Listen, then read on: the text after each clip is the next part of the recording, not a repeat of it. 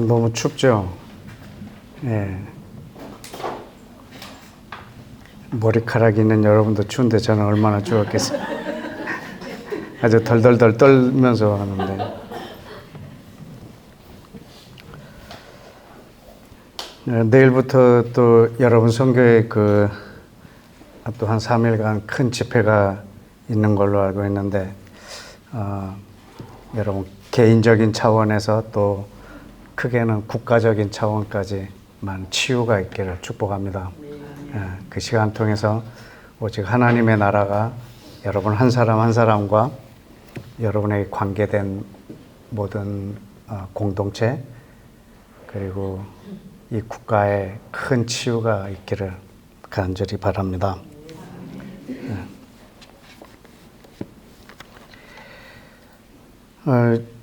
저와 여러분이 어느덧 지금 우리 왕께서 가르쳐 주신 기도를 10개월째 하고 있습니다. 오늘이 10번째 시간인데, 아주 큰 작업을 하고 있는데, 이거 아마 1년에 걸쳐서 이 주기도문을 지금 하고 있는 중입니다.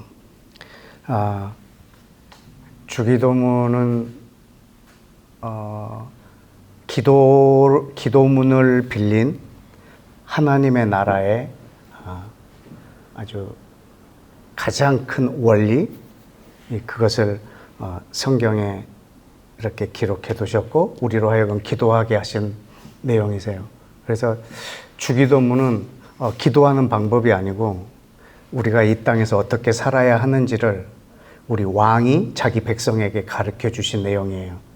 그래서 이것을 깊게 묵상하는 건 굉장히 큰 의미가 있습니다.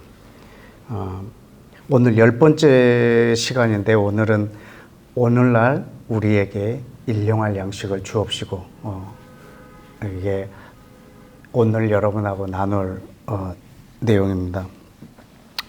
우리 오랜만에 또 뵀으니까 누가복음 11장 1절에 그것이 시작하는 이 대목을 한번 다시 상고해 봤으면 좋겠습니다. 누가복음 11장 1절 다 같이 읽어볼까요? 시작. 예수께서 한 곳에서 기도하시고 마치심에 제자 중 하나가 여짜오되, 주여, 요한이 자기 제자들에게 기도를 가르친 것 같이 우리에게도 가르쳐 주옵소서. 여기 제자 중 한 사람이 이런 질문을 했어요. 근데 이거 성경에는 이 제자 중에 한 사람이 누구라고 말하지는 않았는데 2명 중에 1명이에요. 베드로 아니면 그 형제 안드레, 둘 중에 한 사람이 이 질문을 했어요. 어떻게 아냐면요, 예수님 당시에 지금 예수님이 이 땅에 태어날 그 시기가 이스라엘로 하여금 하나님의 때가 충만하게 이른 때예요. 마치 430년간 이스라엘 백성이 노예로 있을 때, 그게 달했을 때 이 땅에 모세를 보내주세요. 그래서 이 백성을 해방시켜요. 그러니까 아주 팽창할 만큼 팽창한 하나님의 시간이 꽉 찬 상태, 그때 모세를 보내줬어요. 그러니까 예수님이 이 땅에 태어날 당시도 팽창할 만큼 팽창해서 예수님을 이 땅에 보내주신 거거든요. 그러니까 그때는 이스라엘 사람들에게는 메시아가 와서 이 땅에 하나님의 나라를 세울 것에 대한 대망이 아주 팽배한 때예요. 그래서 바리새인들의 바리새파 운동이 굉장히 강력하게 일어나요. 그래서 그들이 율법을 온전하게 지켜서 하나님의 나라가 속히 오게 하자라고 하는 바리새인들의 바리새파 운동이 일어나요.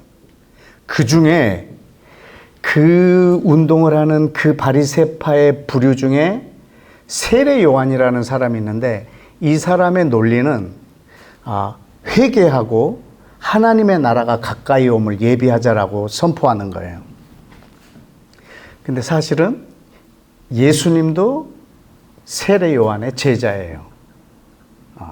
그래서 그의 고백을, 그의 선포를 이어서 동일하게 회개하라, 하나님의 나라가 가까웠다라고 세례 요한의 외침을 동일하게 외치면서 시작하세요.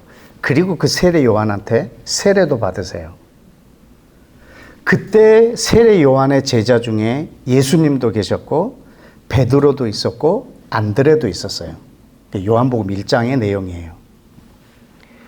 그때 세례를 받으러 오시는 그 예수님을 향하여서 세례 요한이 뭐라고 하냐면, 보라, 세상 죄를 지고 가는 하나님의 어린 양이로다, 이렇게 말해요.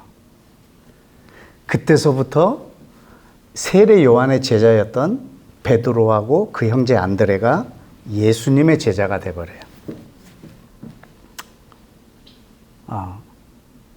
근데 이 베드로와 안드레는 원래 세례 요한의 제자였거든요. 근데 세례 요한이 누군 줄을 알아야죠.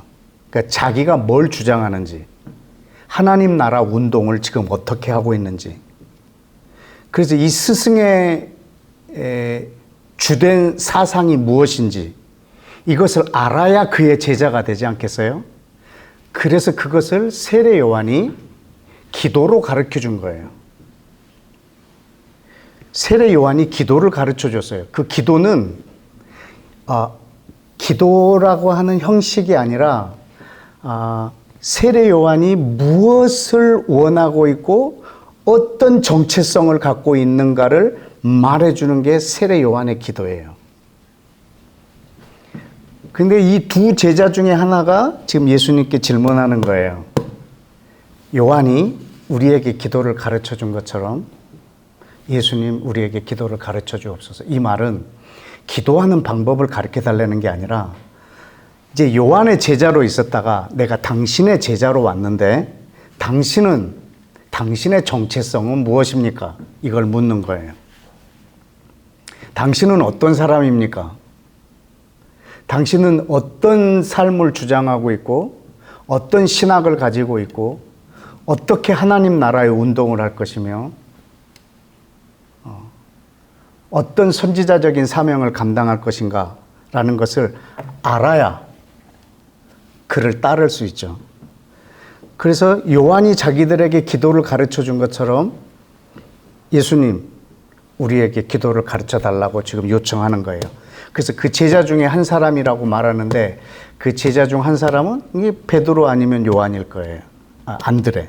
왜냐하면 그들은 요한의 제자였다가 예수와의 제자로 왔기 때문에 그렇습니다.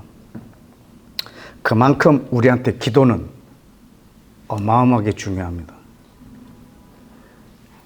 예수와가 가르쳐 주신 기도, 왕이 가르쳐 주신 기도, 그분이 누군 줄 알아야 우리가 그분의 삶을 따라가죠.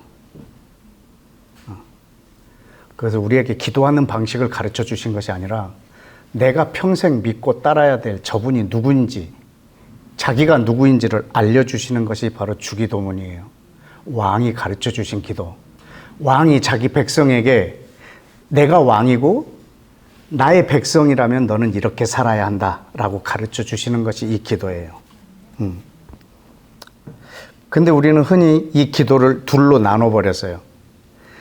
첫 세 개, 아버지의 이름, 아버지의 뜻, 아버지의 나라가 임하게 해달라고 하는 아버지를 위한 기도.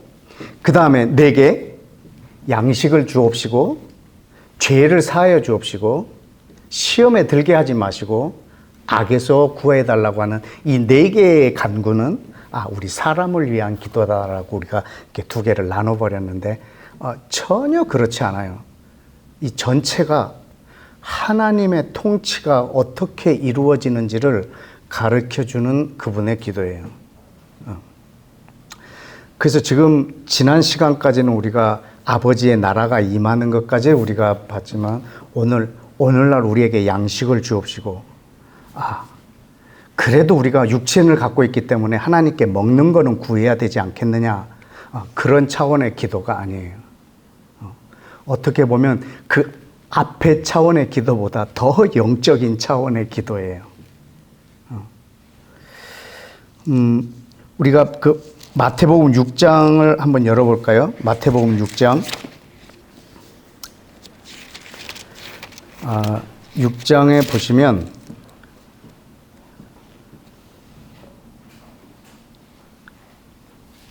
5절에 너희는 기도할 때 외식하는 자와 같이 하지 말라.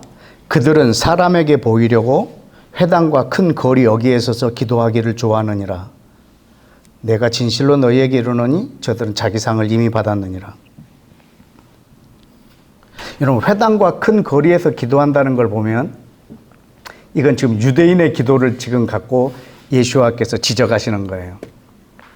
유대인들의 기도의 특징 중에 하나는 사람들에게 그 기도하는 것을 막 보이기를 좋아해요.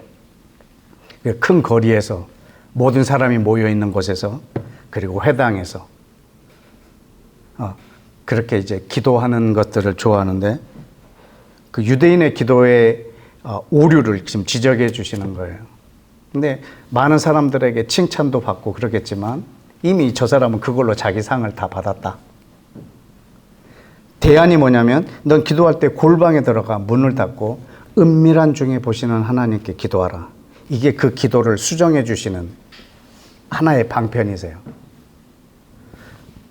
유대인의 기도는 그렇고 7절에 보면 이방인의 기도가 나와요. 또 기도할 때 이방인과 같이 중언부언하지 말라. 그들은 말을 많이 해야 들어줄 줄 생각하느니라. 이방인의 기도의 특징은 정성을 많이 들이는 거예요. 뭔 말하는지 뭐 상관없어. 많이 해야 돼. 하여튼 절도 많이 해야 돼. 한 1000번 절하면 한 번 웃어준대요. 부처님도. 그렇게 말을 많이 하고 정성을 많이 들여야 되는 게 이방인의 기도예요. 이것도 예수와께서 지금 지적해 주시는 거예요. 거기에 대한 대안은 뭐냐면 8절이에요. 그러므로 그들을 본받지 말라. 구하기 전에 너희에게 있어야 할 것을 하나님 너희 누구? 아버지께서 아시느니라. 그러니까 이방인의 기도를 수정해 주시는 것은 우리 아버지 대신, 그 다음에 유대인의 기도가 잘못된 것에 대한 수정은 은밀한 중에 보시는 하나님.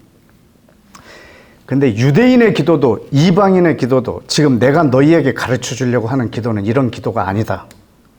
그래서 9절에 말씀하신 거야. 그러므로 너희는 이렇게 기도하라. 여기 그러므로 너희는 이렇게 기도하라. 이거는 이들의 정체성을요 완전히 바꿔버리는 거예요. 너희는 기도할 게 따로 있다. 너희는 기도하는 방법과 모든 것이 다르다. 이거를 그래서 이 하나님 나라의 백성의 정체성을 지금 말해 주려고 하는 거예요. 그러던 중에 지금 오늘 이 부분을 말하고 있는 거예요. 11절에 오늘 우리에게 일용할 양식을 주옵시고. 이 똑같은 본문이 누가복음에도 있는데 거기는 날마다 우리에게 일용할 양식을 주옵시고예요. 여기는 오늘 우리에게 일용할 양식을 주옵시고. 뭐 같은 표현이에요. 우리는 주기도문에서 우리가 봐야 될 것은 하나님 나라예요. 하나님의 나라를 이 땅에 오게 하기 위한 왕으로서 가르쳐 주시는 기도예요. 하나님의 나라는 왕이 예수와이고 저와 여러분이 그 왕의 백성들이에요. 그러니까 왕의 백성들이 왕을 어떻게 섬겨야 하는지를 가르쳐 주는 기도예요. 근데 우리는 어떤 단어를 연구할 때 그 단어에 집중할 필요도 있지만 의미가 모호할 때는 반대 뜻을 보면 그것을 오히려 더 명확하게 알 수가 있어요. 그러니까 하나님의 나라가 뭘까? 라고 하는 것에 집중할 필요도 있지만 때로는 이게 너무 모호하고 영적이라면 하나님의 나라라는 말의 반대는 뭘까? 하나님의 나라의 반대는 뭘까요? 사단의 나라예요. 하나님의 통치의 반대는 사단의 통치예요. 하나님의 나라가 확장되면 사단의 나라는 그만큼 축소되고, 사단의 나라가 확장되면 그만큼 하나님의 나라가 축소돼요. 그래서 우리는 하나님의 나라를 산다라고 했을 때 내 삶에서, 이 땅에서 사단의 통치의 영역을 줄어들게 하는 거예요. 그것이 하나님의 나라의 확장이니까. 그런 의미에서 오늘 이 일용할 양식을 주옵시고라고 하는 이 내용이 어떻게 하나님의 나라가 나에게 그리고 나를 통해서 온 땅에 임하는지 그 과정을 설명을 해주고 있기 때문에 그렇습니다. 자, 그러면 가장 완벽한 하나님의 나라는 이미 있었어요. 그게 창세기 1장과 2장이에요. 거기는 여러분이 하나님의 나라가 어떤 세계일까를 궁금하면 늘 창세기 1장과 2장을 묵상하시면 돼요. 한번 거기 가서 완벽한 하나님의 나라의 모습을 하나 보고 오기로 합니다. 창세기 1장 29절. 성경책이 없으시면 여러분 휴대폰으로 성경을 좀 찾아주시고 같이 봤으면 좋겠습니다.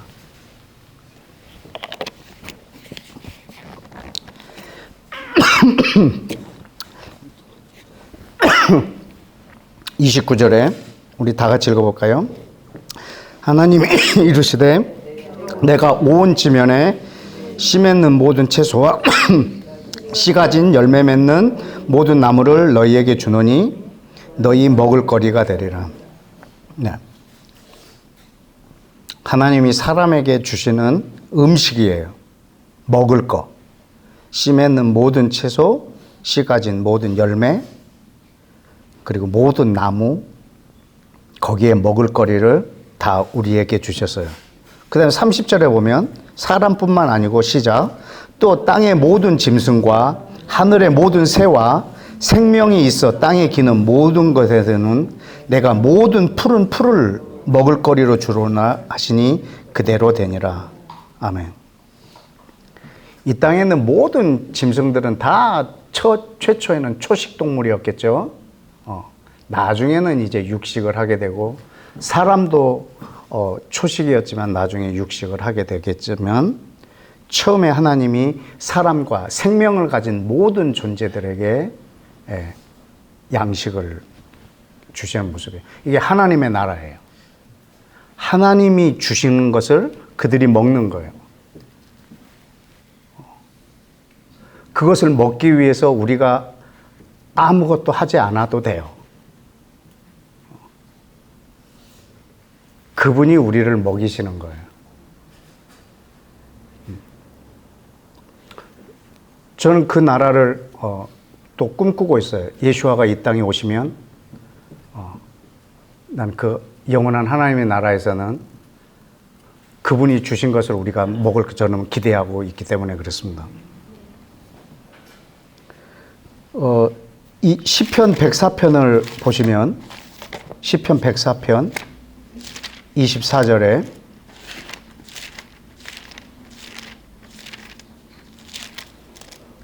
방금 그 읽은 내용을 여기서 다시 한번 더 멋지게 반복해 주고 있어요. 27절에 시편 104편 27절에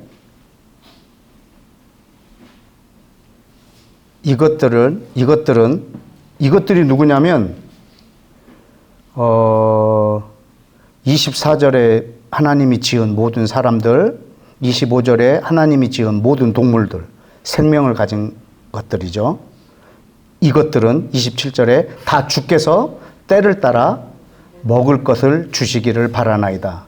주께서 주신즉 그들이 받으며 주께서 손을 펴신즉 그들이 좋은 것으로 만족합니다. 이게 하나님의 나라에 있어서 왕이 자기 백성을 먹이고 있는 모습입니다. 그가 손을 펴신즉 우리가 받고 그가 주신즉 우리가 온갖 좋은 것으로 만족하며 사는 이것이 하나님의 나라예요. 이제 그러고 있다가 이제 29절에 주께서 낯을 숨기신 즉 그들이 떨고 그들의 호흡을 거두신 즉 그들이 죽었다라고 하는 표현. 이거 이제 아담의 범죄한 이후의 모습입니다.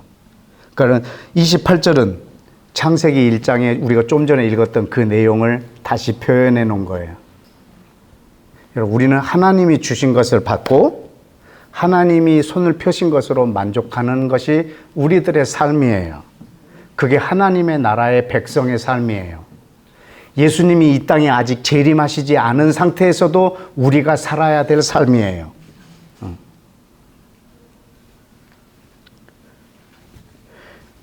여러분, 예수와께서 오병이어의 기적을 베푸셨어요. 왜 베푸셨을까요? 진짜 거기 있는 사람들이 밥을 안 먹고 왔기 때문에, 배고팠기 때문에 사랑하는 마음으로 그렇게 했을까? 물론 의도는 그렇습니다. 그러나 예수와께서 이 땅에서 보인 모든 기적은 하나같이 내가 메시아다라는 것을 말해주려고 하신 것들이에요.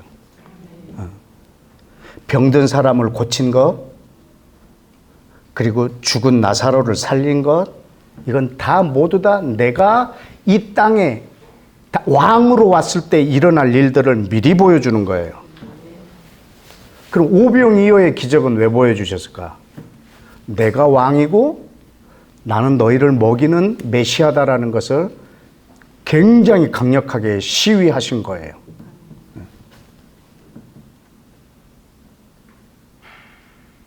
물고기 2개, 보리떡 5개, 5,000명, 남자만 5,000명, 한 2만 명 정도 먹였겠죠? 그리고 왜 12광주리가 남았을까? 제자가 12이라. 바구니 하나씩 들고 다녔기 때문에 12개 남았을 거예요. 아마 제자가 더 많았으면 한 15광주리 남았을 텐데, 근데 광주리 하나씩 들고 나서 남은 거 다 거둔 거예요.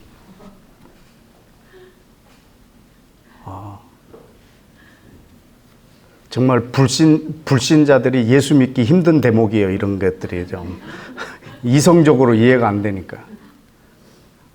그러나 왜 이걸 행하셨을까요? 그 마태복음 16장에 보면 제자들한테 그래요. 왜 너희가 지금 떡을 안 갖고 온 것 때문에 고민하고 있느냐? 내가 보리떡 5개로 5,000명을 먹였고 보리떡 4개로 7,000명을 먹인 것을 기억하지 못하느냐? 그리고 바로 이어서 뭐라고 말씀하시냐면 사람들이 나를 누구라고 하느냐?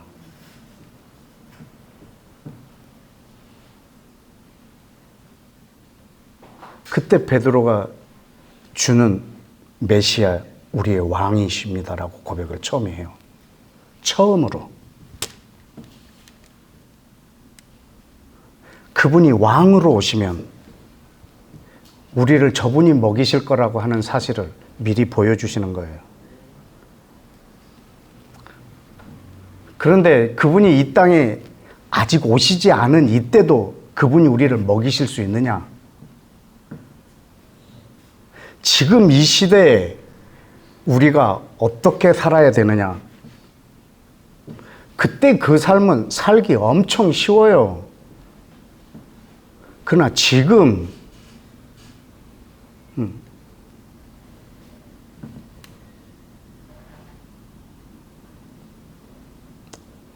우리 어머니는 우리랑 같이 축구를 보면 못 봐요. 우리나라가 지는 거 이게 조마조마해서 끝나고 결과만 보세요. 너무 쉽게 축구를 보세요, 우리 엄마는. 우리는 마음을 졸이면서요, 패스 하나하나마다 신경 쓰면서 굉장히 힘들게 보거든요. 이게 있을 때 결과가 우리를 정말 기쁘게 하는데, 우리는 그냥 이 세상에서 살면서 막 그냥 뭐 주님이 우리를 먹이신다 이거 그냥 나중에 예수님이 오시면 우리 그때 그냥 편안하게 잘 먹고 잘 살겠지. 근데 지금은 여러분, 지금이 훨씬 더 중요한 때예요. 왜냐하면 지금 우리의 삶이 나중에 그때 그 삶을 살 수 있느냐에 기로에 있기 때문에. 지금 예수아가 여러분의 왕일 때, 그분의 나라가 임했을 때 그분은 계속 나의 왕이 될 거예요.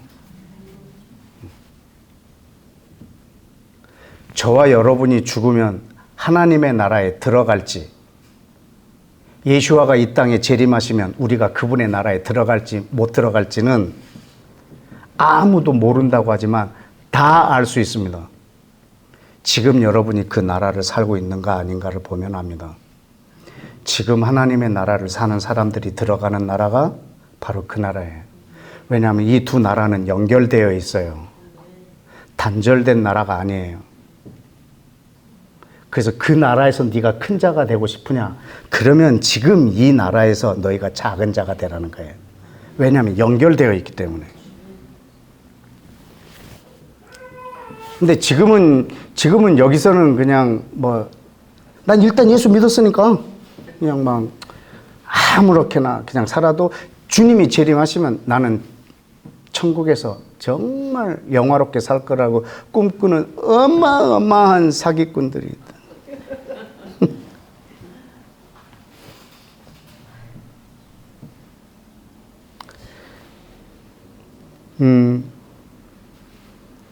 지금 이 오병이어의 이 기적도 그분이 메시아 그리스도라는 것을 우리한테 가르쳐 주시려고 하는 거예요. 우리는 이 사건을 예수님이 이 땅에 재림하신 이후에 경험할 거라고 생각하는 것은 오해예요. 지금 우리가 그 삶을 사는 거예요. 여러분 갖고 있는 음식을 막 뻥튀기 해갖고 그렇게 하는 그런 삶이 아니라 이 시대를 내가 어떻게 살아내는가. 그것이 우리에게 주기도문 왕의 기도를 가르쳐준 목적이니까 말입니다. 다시 창세기로 돌아올까요? 창세기 3장에 보면 아까 1장에는 완벽한 하나님의 나라의 모습이었지만 3장에 가면은 사단이 통치하는 나라가 나와요. 3장 17절, 18절. 이제 아담이 사단의 말을 취했어요. 하나님의 말을 거절하고 사단이 말한 것을 취했어요. 그러므로 이제부터는 아담은 사단의 통치를 받게 되는 거예요. 어떻게 됐냐면 17절 시작. 아담에게 이르시되 네가 내 아내의 말을 듣고 내가 네게 먹지 말라 한 나무의 열매를 먹었은즉 땅은 너로 말미암아 저주를 받고 너는 내 평생에 수고하여야 그 소산을 먹으리라. 땅이 네게 가시덤불과 엉겅퀴를 낼 것이라. 네가 먹을 것은 밭의 채소인즉. 여기까지. 땅은 가시덤불과 엉겅퀴를 내니까 내가 먹을 수 있는 건 땅의 채소라. 그러면 이걸 먹으려면 가시와 엉겅퀴를 다 걷어내야 되는 거예요. 땀을 뻘뻘 흘리면서. 그리고 거기를 개간을 하고 거기다가 또 비료를 하고 또 씨를 뿌리고 이제 나와야 여기서 먹는 거예요. 만약에 비가 안 내리면 또 먹을 게 없는 거죠. 내가 먹을 수 있는 것은 밭의 채소예요. 내가 수고해야 먹고 땀을 흘려야 그 열매를 먹을 수 있는 게 이게 지금 아담이 받은 저주예요. 물론 우리의 노동은 참으로 신성한 것입니다만은 지금 아담은 사단의 통치 아래서 하나님이 주신즉 먹고 하나님이 손을 펴신즉 만족하며 살다가 이제는 땀을 흘려야 먹어요. 그러니까 내가 수고한 만큼 먹을 수 있는 거예요. 내가 저장한 만큼 내가 먹을 수 있는 거예요. 이때부터 최초로 아담에게 생긴 마음의 심리적인 상태가 있어요. 그게 불안이에요. 염려. 이거는 사람에게 없던 단어예요. 왜냐하면 처음으로 부족함을 느꼈거든요. 결핍을 느꼈거든요. 결핍을 안 느끼려면 많이 땀을 흘려야 돼요. 더 수고해서 열매를 얻어야 돼요. 그래서 우리는 불안함과 이 염려를 없애려고 많은 것들을 확보하려고 하죠. 풍족하게 하려고 하는 거죠. 그래서 풍족하면 그때서 비로소 우리는 평안과 안식을 누려요. 이제는 부족함으로 불안과 염려가 생겼어요. 이 불안과 염려를 해소시키려면 이제 우리는 풍족해야 돼요. 그러면 풍족하면 거기서 우리는 평안과 안식을 누려요. 풍족한 데서 평안과 안식을 누리는 요 신의 이름을 우리는 맘몬이라고 해요. 사단의 다른 이름이에요. 하나님의 나라는 하나님이 내 아버지 되어주심으로 안식을 누리는 것이 하나님 나라고, 사단의 나라는 풍족한 데서 안식을 누리려고 하는 것이 사단의 나라예요.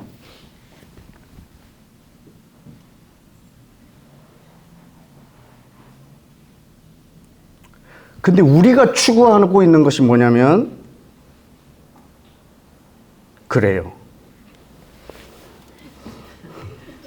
내가 차마 말을 못 하겠어요. 우리가 추구하는 게 맘몬.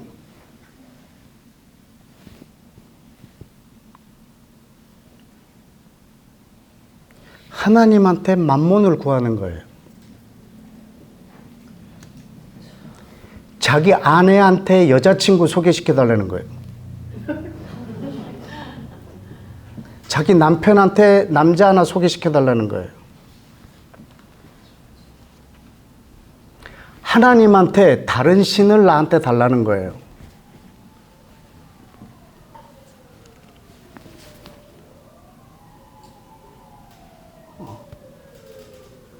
지금 대혁명적인 기도를 예수와께서 가르쳐 주고 있는 거거든요.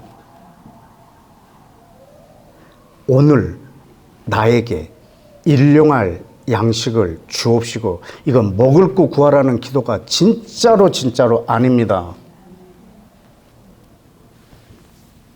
그 기도 가르쳐 주기 바로 직전에 뭐라고 말하는 줄 아세요?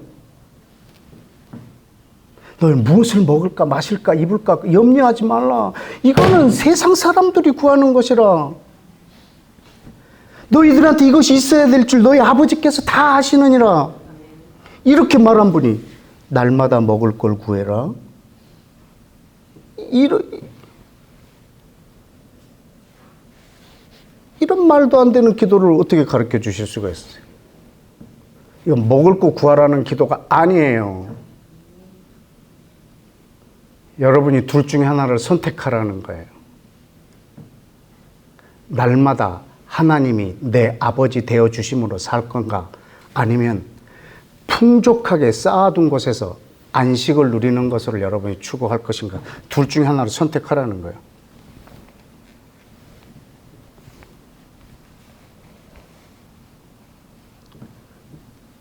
날씨도 쌀쌀하고 비도 오는데 그냥 집에 있을 걸 뭐하러 와갖고 이 힘든 결단을 내려야 되는 거예요.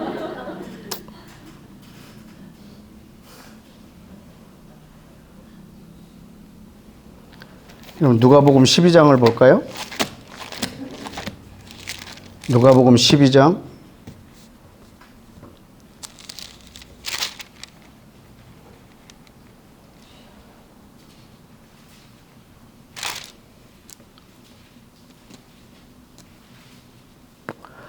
16절에 또 비유로 그들에게 말하 이르시되, 이 비유예요.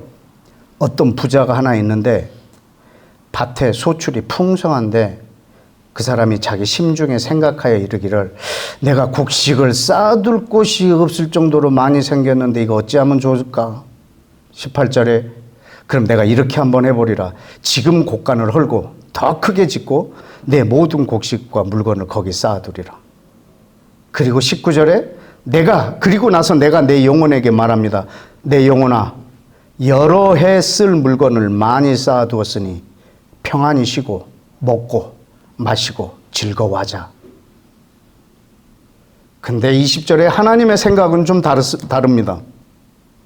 어리석은 자여, 오늘 밤에 내 영혼을 도로 찾으려면 그럼 네가 준비한 것이 누구 것이 되겠느냐? 자기의 평안을 위해서 재물을 쌓아두고 하나님께 대하여 부요하지 못한 자가 이렇게 어리석도다라고 말하고 있는 거예요.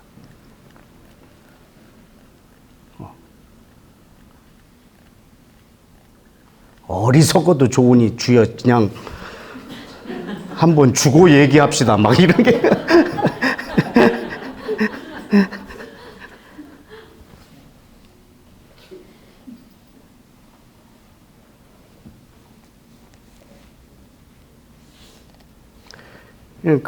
내 아버지가 얼마나 부유하신데, 저분으로부터 오는 것으로 살던 그 아담의 실존이 이제는 자기 능력의 한계에 갇혀서 사는 거예요. 땀을 흘릴 만큼, 밭에서 나온 만큼, 그것도 비가 충분히 와줘야 가능하고, 그렇게 사는 거예요. 그런데 이 아담이 다시 하나님께 돌아왔을 때 그 부유함이 다시 흘러내려오는 거예요. 이게 탕자의 비유거든요.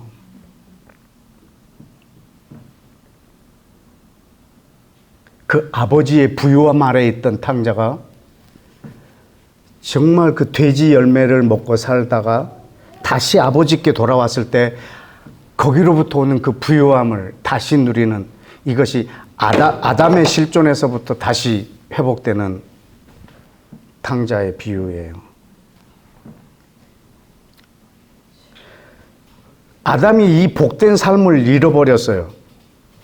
그럼 하나님은 온 인류를 포기하셔야 되느냐? 아담의 범죄로 온 인류를 그냥 망가진 상태로 내버려 둬야 되느냐? 아니에요.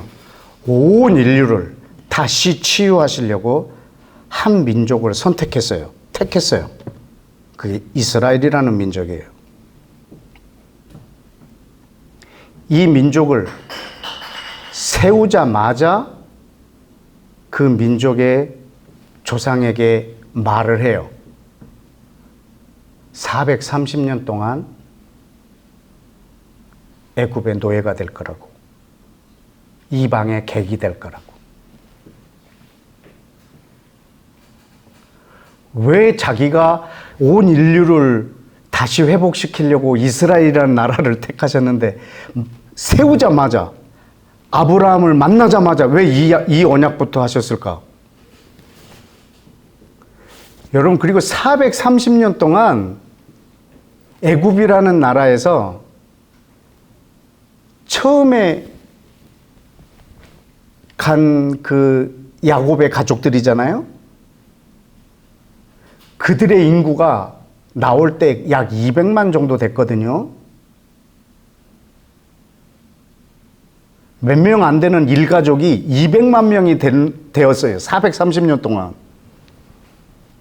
그러면 애굽이라는 문화에 얼마나 젖어버렸겠어요. 여기서 누가 아브라함의 자손이고 누가 애굽 사람인지 그걸 어떻게 분간을 했나? 분간이 되겠어요? 만약에 우리 한국이 한 일본하고 합방이 돼가지고 한 430년 정도 일본과 함께 살았다고 하면 430년 후에 누가 조선인이고 누가 일본인이고 이게 분간이 되겠습니까?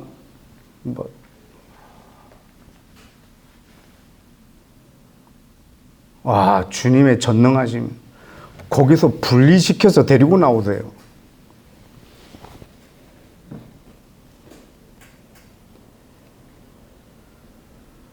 (430년) 동안 있던 그들을 데리고 광야로 나오세요. 그리고 그냥 쉬지 않고 걸으면 일주일도 안 걸리는 거리예요. 애굽에서 가나안까지 40년 걸렸어요.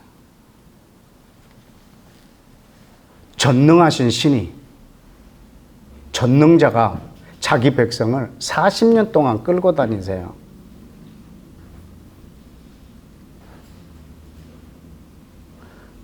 그러니까는 이 백성들도 하나님을 막 원망하죠. 당신이 전능하다라고 했는데 우리들이 이 광야에서 다 굶어 죽으면 저 이 애굽이라는 나라가 하나님 당신을 얼마나 우습게 여기겠냐고. 제발 우리를 먹이라고, 물을 달라고 막 그렇게 애원하잖아요. 전능자가 40년 동안 그렇게 하세요.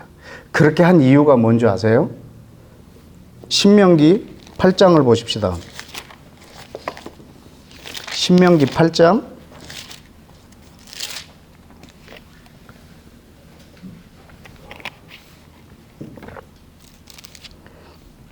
2절 3절 다 같이 읽겠습니다. 시작. 그래서 이 40년 동안 내게 이 광야 길을 걷게 하신 것을 기억하라. 이는 너를 낮추시며 너를 시험하사 내 마음이 어떠한지 그 명령을 지키는지 지키지 않는지 알려 하심이라. 너를 낮추시며 너를 줄이게 하시며 또 너도 알지 못하며 네 조상들도 알지 못하던 만나를 네게 먹이신 것은 사람이 떡으로만 사는 것이 아니요 여호와의 입에서 나오는 모든 말씀으로 사는 줄을 네가 알게 하려 하심이라. 이 40년 동안 광야의 길을 걷게 하신 것을 기억하라고 이 신명기 광야 생활을 마무리하는 그 과정에서 지금 이스라엘 백성들 전체에게 지금 되돌려서 상기시키고 있는 거예요. 왜 이 40년 동안 이렇게 했는지를 한번 우리 생각해 보자는 거죠. 거기서 왜 우리를 굶주리게 하고 목마르게 하고 힘들게 하셨을까? 그리고 우리가 알 수도 없고 조상들도 알 수 없는 만나를 40년간 내리신 이유가 뭘까? 그거 하나는 사람이 떡으로 사는 게 아니고 여호와의 입에서 나오는 말씀으로 사는 줄을 알게 하려고. 그러니까 40년 동안 이 체질을 바꾸는 거예요. 정체성을. 근데 이 떡은 보통 명사의 떡이 아니고요. 고유 명사의 떡이에요. 애굽의 떡. 왜냐하면 이들이 입버릇처럼 한 말이 있거든요. 조금만 힘들면 애굽으로 돌아가죠. 우리가 그때 고기 먹던 때, 그리고 우리가 떡을 먹던 때가 그때가 좋지 않았느냐. 애굽으로 돌아가자. 애굽으로 돌아가자. 그때마다 하나님 마음이 얼마나 막 그랬겠어요. 저는 정말 또 그러면 또 가까스로 바위를 쳐서 물 주고 만나를 주고 메추라기를 내려주고 40일 동안 40년 동안 광야에서 뭘 먹었다는 것 그건 기적이에요.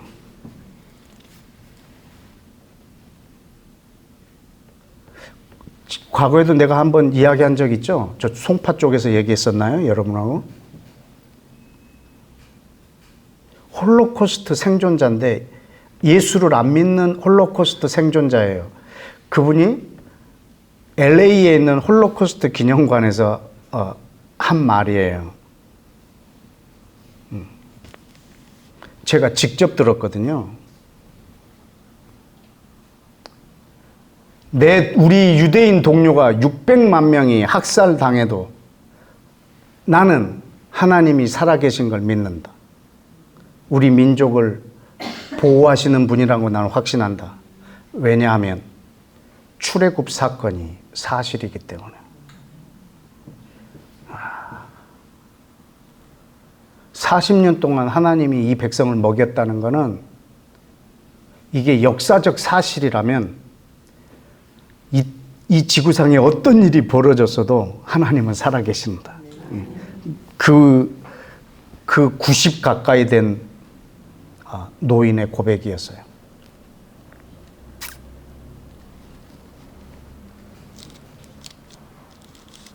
이게 고유명사의 떡인지 출애굽기 16장에 한번 볼까요? 출애굽기 16장. 거기에 보면 출애굽기 16장에 보면 왕이신 예수와께서 우리에게 가르쳐 주신 기도문이 토시 하나 안 틀리고 나와요.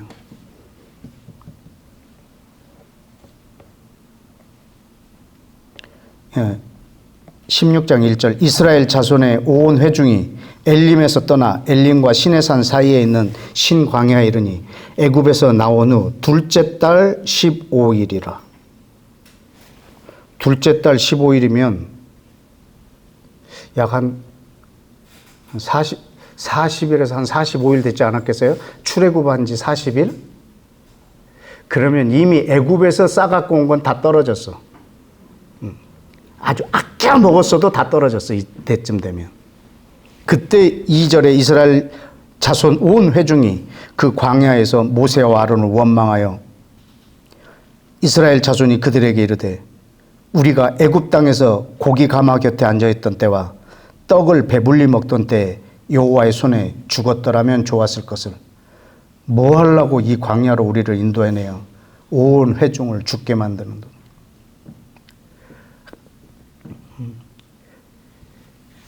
그래서 이 떡은 애굽의 떡이에요. 사람이 떡으로 사는 게 아니라 애굽의 떡으로 사는 게 너희의 정체성이 아니라 애굽의 노예가 너희의 정체성이 아니라 애굽이 너희의 정체성을 이끌어내는 땅이 아니라 너희는 내 백성이라, 너희는 내 아들이라, 너희는 내 입에서 나오는 말씀으로 사는 민족이다. 이것을 가르쳐 주려고. 그래서 떡으로 사는 것이 아니고 말씀으로 사는 걸 가르쳐 주는 거예요. 어떤 말씀? 4절에 있어요. 그때 원망하는 그때 여호와께서 모세에게 이르시되 보라 내가 너희를 위하여 하늘에서 양식을 비같이 내리리니 백성이 나가서 어떻게 하라? 일용할 양식을 언제? 날마다 거둘 것이라. 이같이 하여 그들이 내 율법을 말씀을 준행하나 아니하나 내가 시험하리라. 하나님의 말씀으로 사는지 안 사는지를 내가 시험해 볼 것이다. 어떻게? 날마다 일용할 양식을 거두라는 거예요. 하늘에서 양식을 비같이 내리고요. 날마다 그날 먹을 것만 걷어가라는 거예요. 이 애굽의 노예의 근성으로는 절대 불가능한 행동이에요. 비같이 내려서요. 오늘 먹을 것만 걷어가는 거예요. 그래서 오늘 먹을 걸 걷었는데 발이 안 떨어져.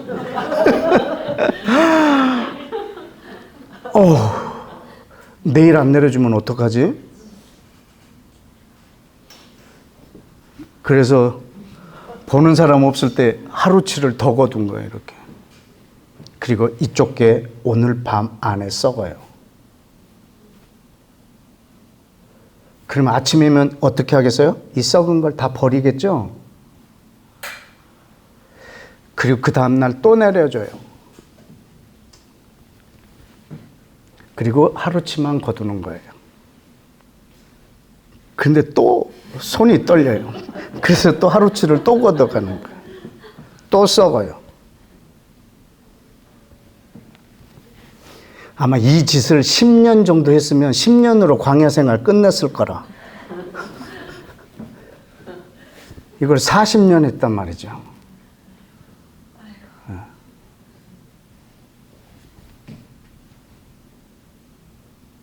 여러분 오늘 이 자리에 돈이 너무 필요해서 하나님 앞에 기도하러 왔어요. 그래서 이 천정이 열리고 5만 원권이 이 방 안 가득히 쌓였어요. 그리고 하나님 말하는 거야. 오늘 필요한 만큼만 갖고 가라.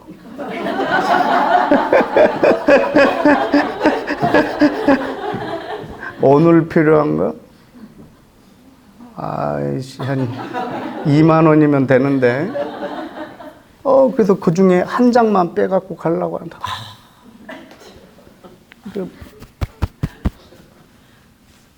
내일 안 내려주면 어떡하지? 이 때를, 이 애굽의 때를 40년간 뺏겨야 돼요. 뺏겨내야 돼요. 날마다 일용할 양식을 주옵시고, 이만. 하나님이 내 아버지 되어준다는 사실 때문에 그 중에 어떤 미친놈이 하루치만 걷어가는 거라. 그래서 옆에 사람이 잡어. 야, 너 왜 그만큼만 걷어가? 너 내일 안 내려주면 어떡하려고 그래? 그 미친놈이 이렇게 대답합니다. 내일 안 내려주면 죽지 뭐.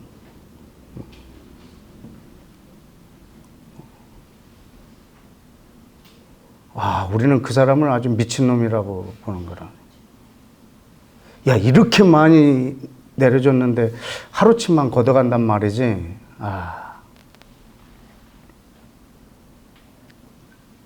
내일도 하나님이 내 아버지 되어 주실 거야. 내일도 주실 거야. 39년 동안 내려주셨지 않니?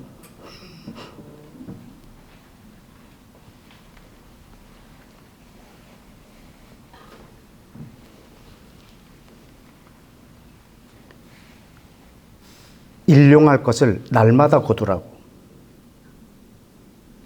이거 먹을 거 구하라는 게 아니에요. 하나님이 내 아버지 되어주는 것을, 하나님의 통치, 광야라고 하는 것은 오직 하나님만 바라보는 장소예요. 그래서 하나님의 나라를 가르치기에 이보다 좋은 장소가 없어요.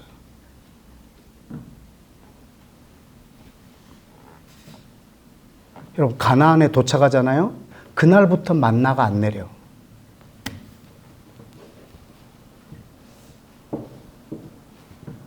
여러분, 예수님이 재림하시기 전까지 우리한테 그 만나가 내릴 거거든요. 그분이 재림하시면 이제 만나는 끝나요. 그냥 그때는 저절로 나지 않겠어요?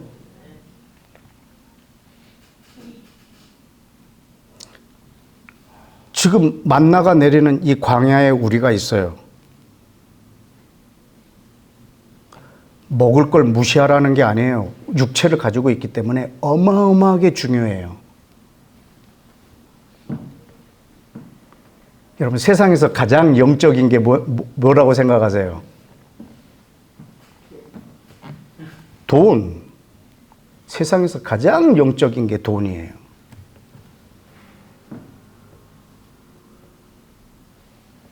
얼마나 영적이냐면 우리는 하나님을 영적인 존재로 여기잖아요. 그 하나님이 인정한 영적 존재예요. 구약 성경에 보세요. 이 세상에 있는 모든 신은 다 헛된 신이라. 나 외에 신이 없느니라. 오직 나만 섬기라. 나 외에 신이 없느니라. 너희가 섬기는 모든 신을 다 제거하라. 신이 없느니라 하신 이분이 사람의 몸을 입고 이 땅에 와갖고 나 말고 신이 하나 또 있다라고 얘기하는 유일한 게 있어요. 마태복음에 보실까요? 마태복음 6장.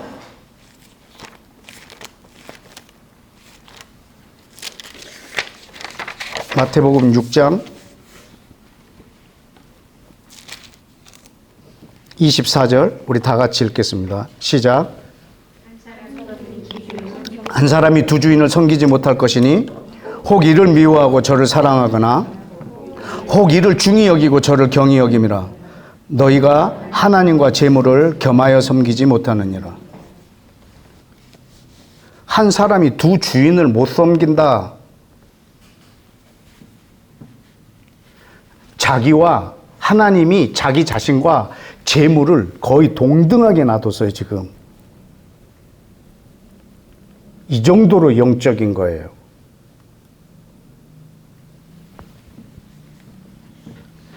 하나님이 인정하는 지금 신이에요. 이 만몬, 이 재물. 둘을 동시에 섬길 수가 없다고. 어느 하나가 50일이면 어느 하나가 49야. 50대 50으로 이 신을 섬길 수가 없다고.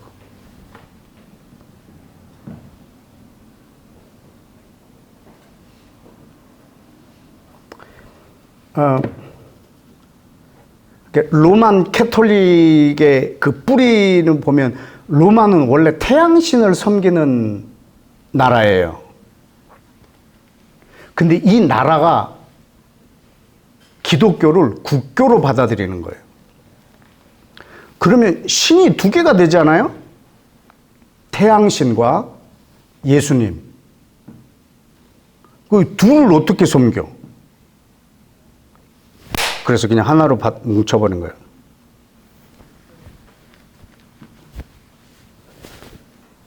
그리고 기독교의 모든 뿌리를 없애버렸어요. 그리고 태양신을 섬기는 그들의 신학 위에 예수님을 얹어놨어요.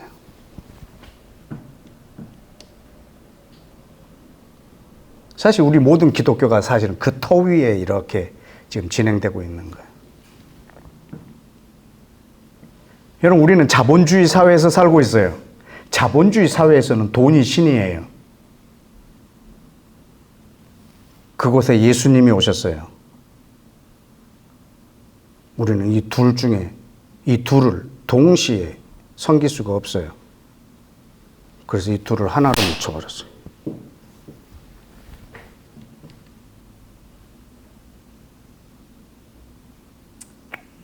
그래서 우리가 예수님을 섬기는지 돈을 섬기는지 내가 부자가 되는 것이 하나님이 축복해 주시는 거라고 생각하는 거예요. 하나님 앞에 돈 많이 벌게 해달라고 하는 기도 외에는 거의 기도가 없을 만큼 우리의 기도가 그렇게 돼버렸어요. 우리가 사는데 돈이 쓸모없다 그것이 아니에요. 지금 그 돈을 보는 우리의 생각이 어떠냐, 이게 지금 하나님의 나라를 내가 살고 있느냐 아니면 내가 다른 신을 섬기고 있느냐, 어마어마한 차이예요. 우리 이 두 신을 하나로 뭉쳐버렸거든요.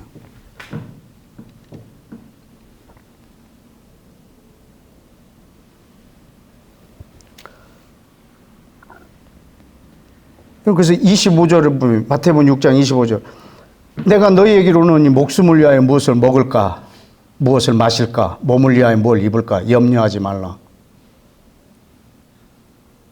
26절에 공중의 새를 보라, 심지도 않고 거두지도 않고 창고에 모아들이지도 아니는데 너희 하늘 아버지께서 기르시나니 너희는 이것들보다 귀하지 아니하냐. 너희 중에 누가 염려함으로 그 키를 한 자나 더할 수 있겠느냐.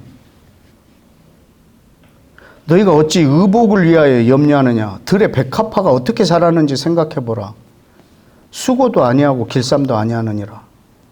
그러나 내가 너희에게 말하노니 솔로몬의 모든 영광으로도 입은 것이 이 꽃 하나만 갖지 못하였느니라.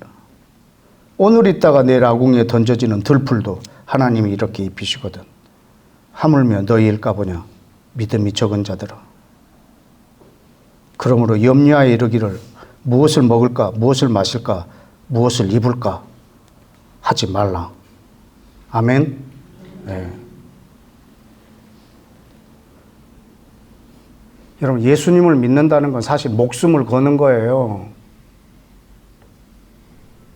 하나님의 나라가 내게 임한다는 건요, 목숨을 거는 거예요. 하늘에서 만나가 비처럼 내렸는데 오늘 것만 걷어가는 건요, 난 내일 목숨을 포기하는 거예요.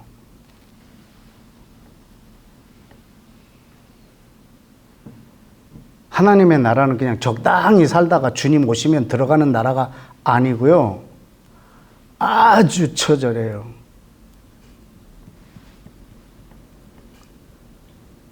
예수 믿는다고 부자가 된다고 하는 생각은요, 사도 바울 보고 이미 나는 마음을 거뒀어요. 성경을 13권이나 쓰신 분인데, 정말 그가 가진 역량으로는 가장 비참하게 산 그리스도인 중에 하나지 않을까요? 당대 우리나라의 대법원장 같은 사람의 그런 수하에 있던 수제자 같은 사람이 얼마나 총망받는 사람일 텐데 살 소망까지 끊어지고 40에 하나를 감한 매를 여러 번 맞고 배가 파손해서 죽을 뻔하고 돈 떨어지면 그물 깊고 이 삶을 살잖아요.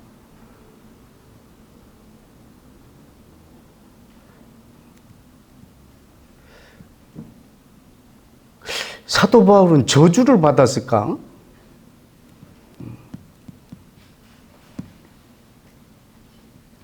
아마 사도 바울은 지금 잠자고 있을 텐데 주님이 오셔서 사도 바울을 깨운 다음에 깜짝 놀랄 거예요. 그가 부활한 후에 쥐가 쓴 편지가 성경이 돼 있다는 걸 알면 사도 바울은 깜짝 놀랄 거예요. 그렇게 멋진 그리스도인이에요. 꼭 부자가 되어야 하나님의 복을 받았다는 생각을 좀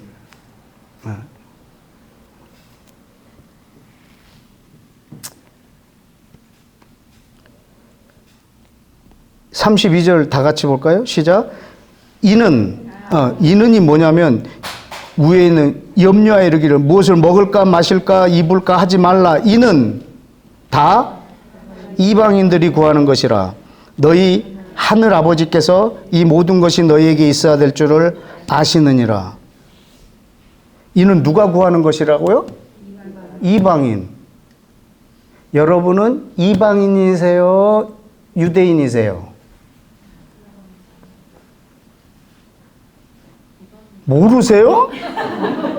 여러분은 이스라엘 백성이세요? 아니면 이방인이세요? 이방인이에요. 이는 다 이방인들이 구하는 것이라 라고 해서 내가 아닌 줄 알아. 그럼 이 이방인은 누군데? 세상에 예수를 안 믿는 사람을 이방인이라고 말하고 있는 정말 잘못된 신학을 가진 사람이 있어요. 성경 어디에서도 예수를 안 믿는 사람을 이방인이라고 말한 데가 단 한 군데도 없어요. 우리는 이스라엘에 비해서 이방인이에요. 여러분 기분 나빠도 이건 우리한테 하는 말이에요. 이거 먹을까 마실까 입을까 이건 누가 구하는 것이냐? 이방인들이 구하는 거예요. 이스라엘은 여러분 마태복음은 참고로 유대인들한테 준 서신이에요.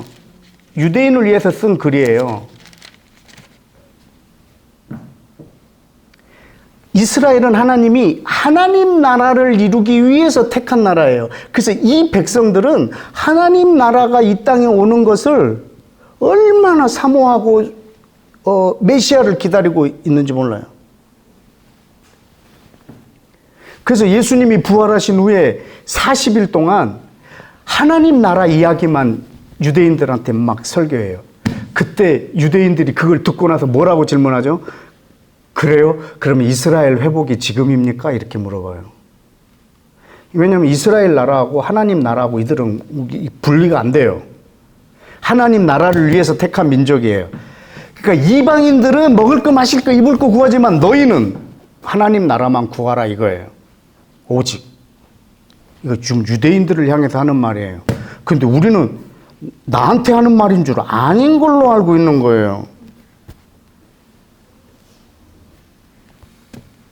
여러분 우리 대한민국의 전통 종교가 뭐예요? 유교? 너? 샤머니즘. 여러분 우리 한국의 전통 종교는 샤머니즘이에요. 거기에 유교가 들어와요. 그러면 이 유교가요 샤머니즘으로 바뀌어요. 우리나라는. 불교가 들어와요. 샤머니즘으로 바뀌어요. 세상에 부처에게 복을 비는 이게 말이나 돼요?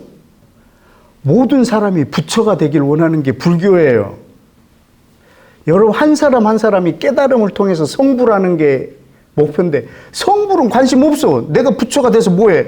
돈이나 많이 달라고 막 부처.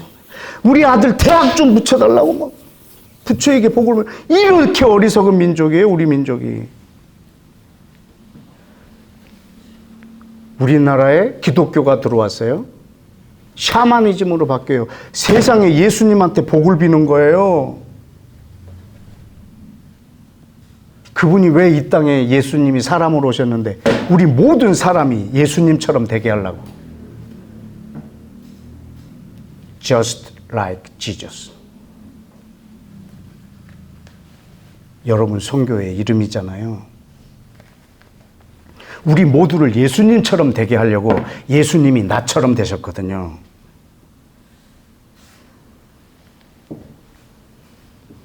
근데 우리는 그분한테 복을 빌어. 내가 예수님처럼 되는 건 진작 포기해서 어떻게 내가 예수님처럼 돼. 그냥 나한테 축복해달라. 복을 비는 거죠. 이게 우리나라의 모든 어떤 종교든지 우리나라에 오면 다 복 비는 종교로 다 바뀌어버려요.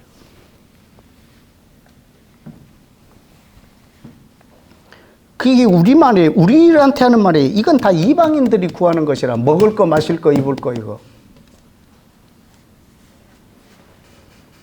근데 솔직히 지금 우리나라 이 경제의 이 규모에 따지면 먹을 거, 입을 거, 마실 거 고민하는 사람은 없어요. 이걸 어떻게 버릴까? 이걸 고민하지.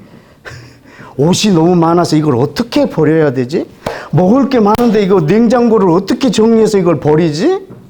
우리는 이걸 고민하지 먹을 게 없어서 고민하는 민족은 이미 아니에요. 지금 여기서 말하는 먹을 거, 마실 거, 입을 거라는 거, 이거는 지금 돈을 말하고 있어요. 그 돈도 오늘 필요한 돈을 말하는 것이 아니고 많이 쌓아둬야 되는 돈을 말하고 있는 거예요. 그 안에서 평안을 누리려고 하는 거, 이 만몬. 그래서 하나님 앞에 날마다 기도하는 게 내가 돈을 많이 쌓아둘 수 있도록 축복해 달라는 거예요. 거기서 평안을 누리고 싶으니까. 당신은 됐고 그냥 이 안에서 나는 평안을 누리고 싶다는 거죠.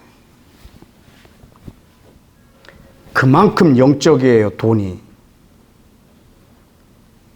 내가 이 돈을 어떻게 여기느냐가 내가 하나님을 사랑하고 있느냐, 돈을 사랑하고 있느냐. 돈이 일만하게 뿌리가 아니고 그걸 사랑하는 게 일만하게 뿌리라고. 돈은 진짜 영적인 거예요.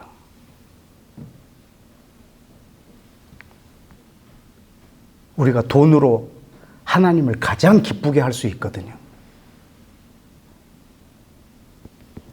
헌금을 해서 기쁘게 하는 게 아니라 내가 그 돈을 어떻게 대하느냐를 통해서 하나님을 엄청 기쁘게 해드릴 거거든요.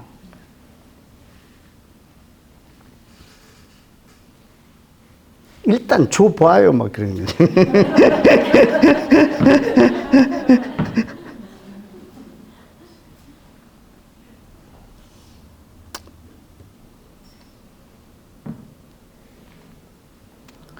그래서 33절 다 같이 그러므로 너희는 먼저 그의 나라와 그의 의를 구하라.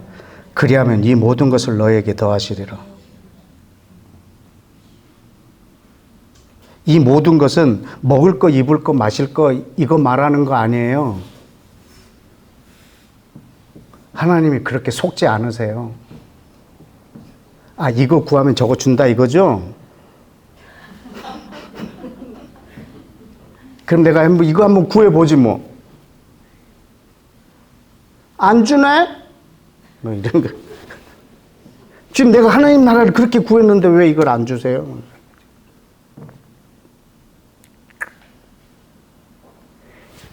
오직 하나님의 나라를 구하라고.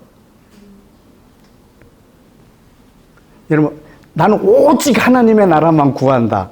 그러면 나한테 필요한 게 뭘까? 오직 하나님의 나라를 구하는 나에게 필요한 것.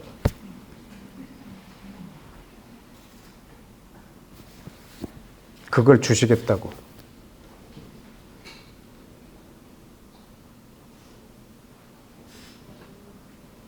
이걸 구하면 저걸 주신다는 거죠. 이건 오직 하나님의 나라를 구하는 태도가 아니에요. 오직 하나님의 나라만 구하는 사람한테 필요한 것들이 있거든요. 그걸 주신다고. 가장 대표적인 것이 성령. 하나님의 임재, 능력. 그런 건 주시고 그럼 먹을 거 이런 거는 안 주세요? 하나님의 나라를 일단 구해보시고 굶어 죽나 한번 보세요. 그리고 여러분이 하나님의 나라만 오직 구했는데 굶어 죽었다. 그러면 광고를 하셔야 돼요. 돈을 막 빚을 내서 기독교 방송에 광고하고 막. 여러분 절대 하나님 나라를 위해서 살지 말라고. 하나님의 나라를 내가 구하다 굶어 죽었다고 막 광고하셔야 돼요.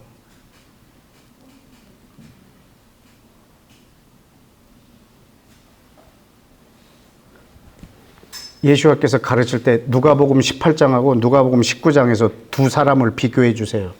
누가복음 18장에서는 어떤 사람이 나오냐면 부자인데 이 부자가 몰래 예수님께 와서 질문을 해요. 예수님, 영생을 얻으려면 어떻게 해야 됩니까? 그래, 영생을 얻으려면 여기 있는 율법을 다 이런 율법을 다 지켜라. 예, 저는 어릴 적부터 이걸 다 지켜왔습니다.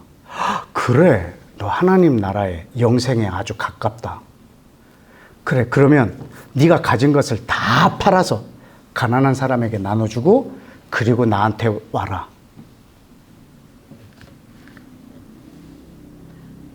그래서 근심하면서 그냥 떠나가요.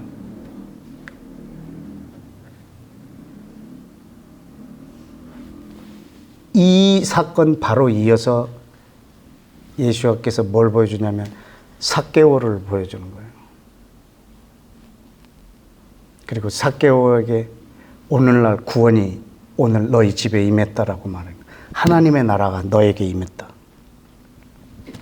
그때 이 사람은 내가 가진 재산의 절반을 가난한 사람한테 나눠주겠습니다.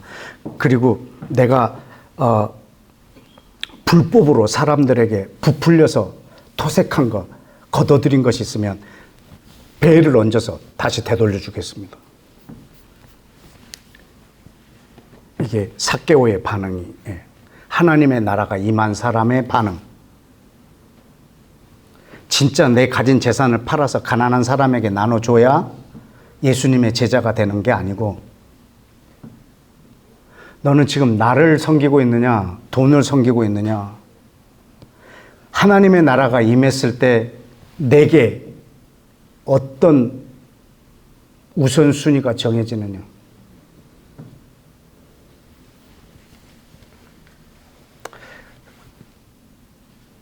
삭개오의 이후의 삶은 성경에 기록이 안 돼 있지만 그 다음부터 어떻게 세리 역할을 감당했을까? 사람에게 정한 것만 징수해서 받아내지 않았겠어요? 네. 그게 예수와를 왕으로 모시고 있는 사람들의 예배예요. 예배.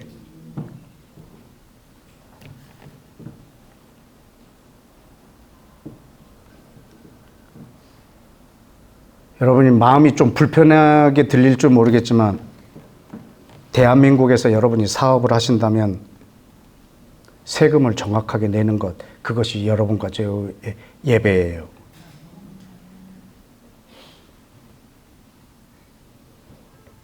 여러분이 오너로 있다면 여러분이 일시킨 사람에게 정확하게 그 대가 지불을 해주는 것이 우리의 예배예요.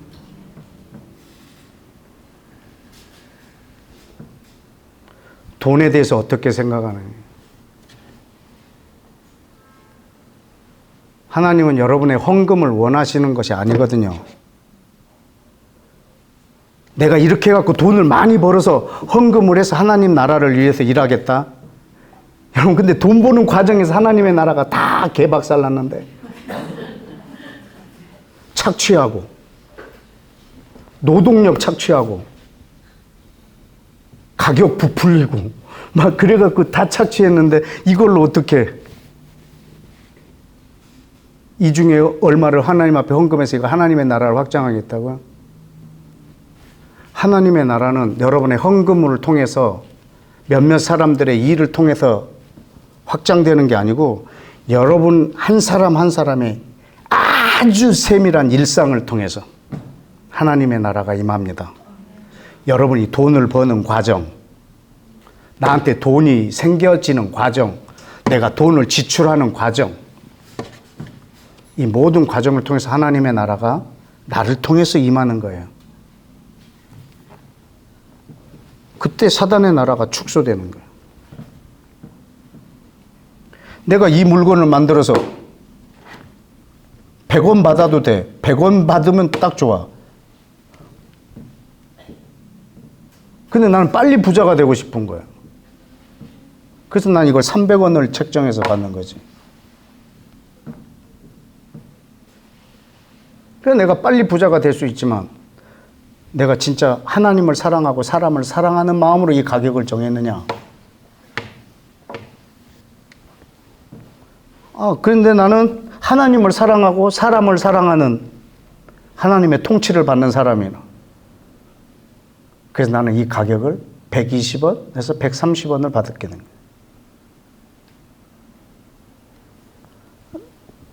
거야. 남는 게 별로 없어.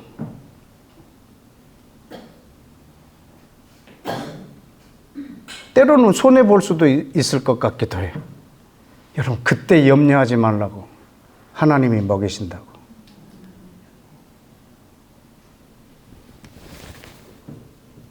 내가 지금 하나님의 나라를, 통치를 택했다면 하나님이 먹이실 거라고. 우리는 빨리 부자가 돼서, 근데 그렇게 뭐 기도하기는 좀 미안하니까 내가 빨리 부자가 돼서 헌금해서 내가 하겠다고, 헌금하겠다고.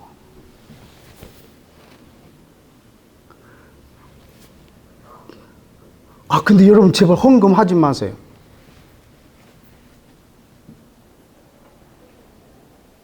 여러분이 돈을 벌어야 하는 이유는 딱 한 가지예요. 그 일을 계속하기 위해서 버셔야 돼요. 왜? 내가 지금 하고 있는 일이 하나님의 나라가 이 땅에 임하는 과정이니까. 이 일을 계속해야 하나님의 나라가 계속 확장될 거 아니에요. 내가 지금 음식점을 경영한다. 그럼 나는 이 음식점을 통해서 하나님을 사랑하고 사람을 사랑하는 이 통치를 받으면서 이 가게를 운영하는 거예요. 우리 집에 오는 모든 사람에게 부지런하게 가장 좋은 재료를 사다가 사람들을 섬기고, 그리고 가격을 적당하게 저 사람들을 사랑하는 마음으로 정하고. 그런데 이유는 남아야 돼요. 왜? 계속해야 되니까. 내가 돈을 벌어야 하는 이유, 이 일을 계속하기 위해서예요. 내가 식당을 경영한다. 목적이 뭐야? 돈을 많이 버는 거. 그러면요. 너 왜 많이 벌려고? 선교하려고. 그러지 말라고.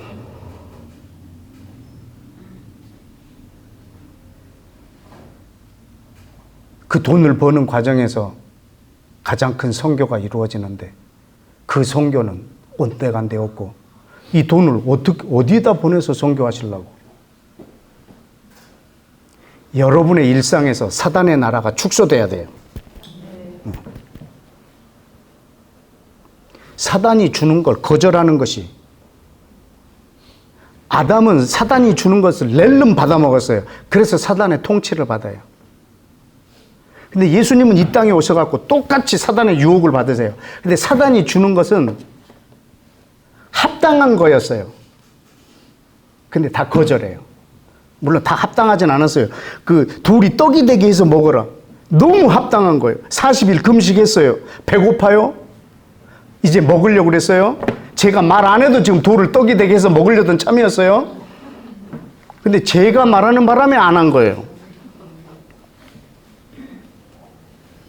사람이 떡으로 사는 게 아니고 아버지 입에서 나오는 말씀으로 산다고 그걸 거절해요. 아까 말한 그 신명기 말씀을 인용하면서.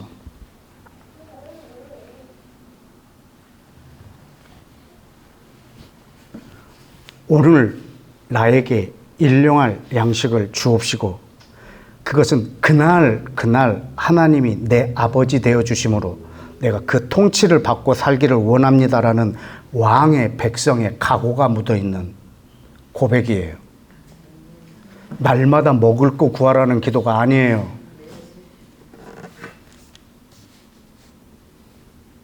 염려도 하지 말라고 하신 분이 왜 그걸 구하라고 말하겠어요? 날마다 필요한 양식을 구하라는 게 아니라 날마다 하나님의 통치, 그분의 나라 안에서 살라는 고백이에요. 여러분이 그 돈을 이제 어떻게 취급을 해야 되는 건지.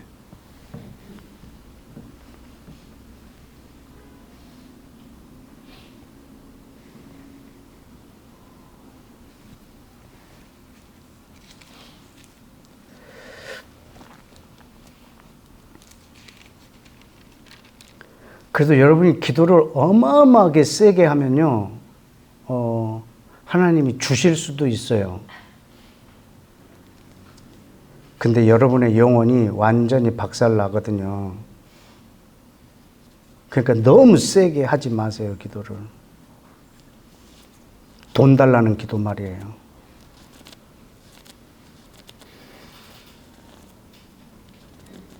근데 돈이 절실하게 필요한 때 있잖아요. 여러분이 돈이 절실하게 필요한 때, 그때 하나님의 나라가 임하기 가장 좋은 때예요. 이스라엘 백성들이 완전히 굶고 있을 때, 그때 하나님의 통치가 임하기 가장 좋은 때예요. 그때 그래서 광야에다 데려놓고 그 430년의 떡 체질을 40년 동안 말씀 체질로 바꿔버리는 거예요.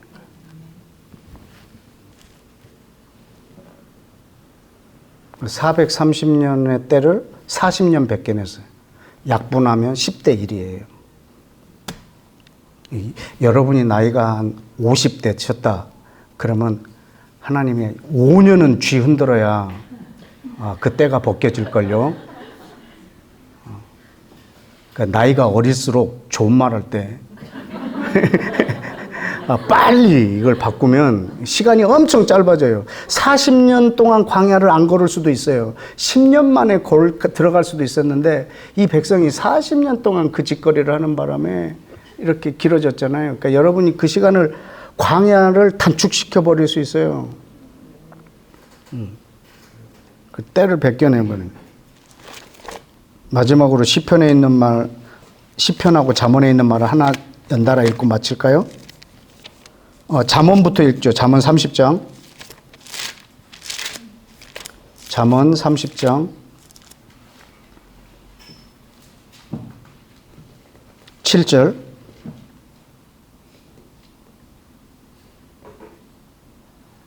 내가 두 가지 일을 주께 구하겠습니다. 내가 죽기 전에 내게 이걸 거절하지 마십시오. 내가 딱 두 개만 구하겠습니다. 8절. 첫째, 나를 거짓말하지 않게 해주십시오. 둘째, 나를 가난하게도 마옵시고 부하게도 마옵시고 오직 뭘로? 일용할 양식. 일용할 양식. 필요한 양식이라는 표현인데 일용할 양식. 그날 필요한. 그러니까 하나님이 내게 아버지 되어달라는 거예요. 그걸로 나를 먹이소서. 그래서 혹 내가 배불러서 하나님을 모른다. 여호와가 누구냐 할까 하오며 혹 내가 가난하여서 도둑질을 하고 내 하나님의 이름을 욕되게 할까 두렵습니다. 그러니까 나한테 부하게도 가난하게도 마옵시고 일용할 양식을 달라고. 그러니까 하나님이 내 아버지 되어주신 그걸로 이 땅을 살게 해달라고. 근데 시편 106편